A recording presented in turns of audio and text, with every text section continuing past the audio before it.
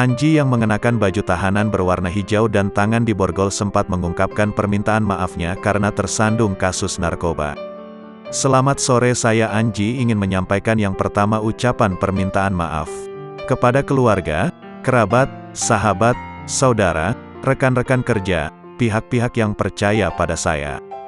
Yang kecewa atas kejadian ini, tutur Anji.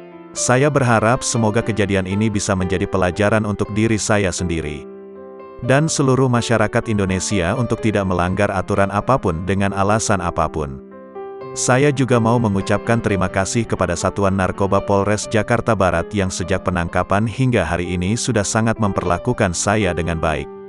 Sekali lagi saya minta maaf dengan semua pihak yang kecewa dengan kejadian ini.